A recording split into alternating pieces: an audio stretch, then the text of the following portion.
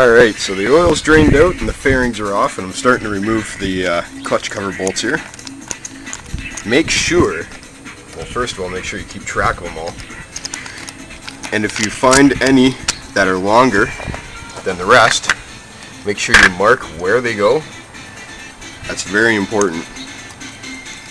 Bad things could happen if you try to thread a bolt too long into a hole that's not made for it.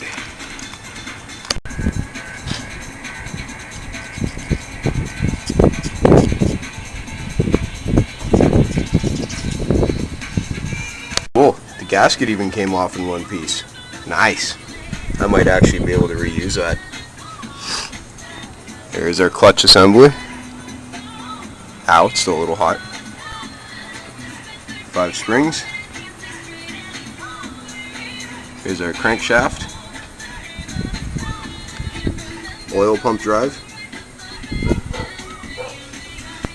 Cool.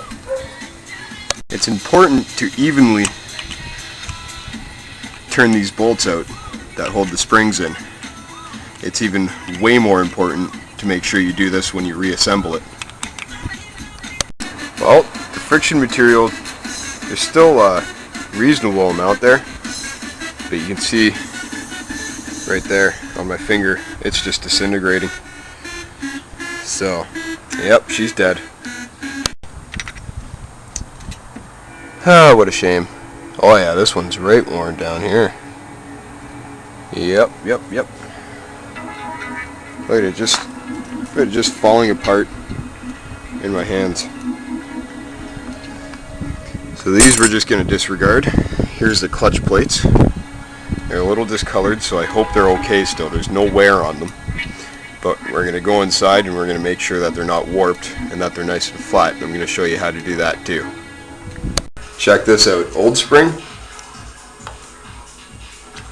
New spring. Fucking way tighter. Cool. So now we're going to clean these discs up here and get all the oil off them. Then I'm going to show you how to check if they're still okay. Alright, now that we got them all nice and clean, there they are.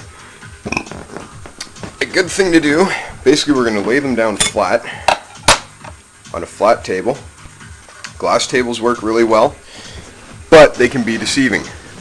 So you want to lay it down flat and then see if you can see any light. Go all the way around it, see if you can see any light poking up. If you can, that means it's warped and you'll have to replace it. So we're going to check every one of them like this.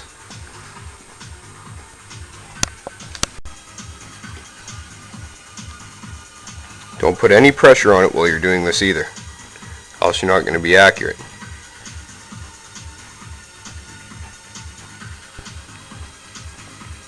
Now if you see a little tiny bit of light, move it to a different point in the table.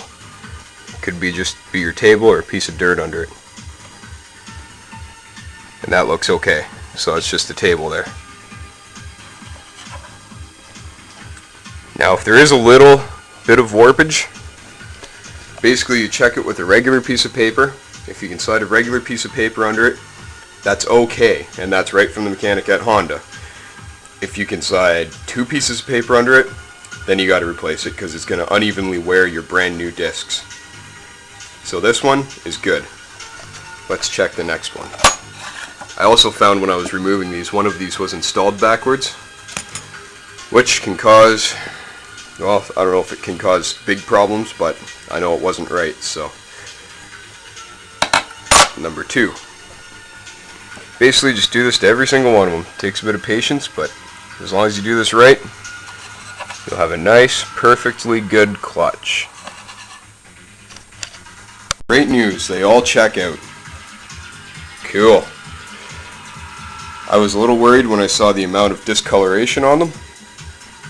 Looks like you know when it goes like blue and purple from heat. That had me a little worried. I thought I had one warped one, but it was just a spot in my table here. So, oops. But that was lucky enough. Now, like I said, one of these was installed backwards. Basically, these are stamped out of sheets of steel. Okay, so if you feel the edge like this, one's going to be smooth. Turn it around. One's going to have you'll feel the sharpness on this edge. It's quite a bit different. This sharp edge points out of the clutch basket. That's, from what I'm told, that's important. So remember that if you ever end up having to do this yourself. Well, it's been about an hour and a half. Our clutch discs have been soaking. They've been soaking in that warm oil, so we should be good to take them out now and start assembling the new clutch. Cool, let's go do it. Now, you seen the size of these discs? Honda has one oddballer. It's a small, narrower disc, and it goes right at the back. That's very important, so don't forget it. See the oddballer at the back, then a disc, or a pressure plate I should say, and then friction disc, and then pressure plate. Same all the way till you're done. And if you do it right, you'll have a friction plate right at the end, which is going to contact the pressure plate. So let's give her. Put in your springs and your bolts. You go 1, 2, 3, 4, 5 when you start tightening them. About 3 to 4 turns each, and then an eighth of a turn when they're all snug, just to torque them down. Voila! You feel that'll be a little bit stiffer now? Perfect. Now we're going to clean the surfaces real well here, all the way around the edges. Peel this old gasket off and do the same. Clean that up real well. And then we're going to use new Honda Goo and get it all thrown back together. Now because this gasket's still perfectly good except for right here where it's lifted up, I'm going to put some Honda Goo right here and lay the gasket back down and then run a bead on top of it just for extra assurance, just because the gasket is still quite fine. Hey, so I didn't really get a chance to finish the video.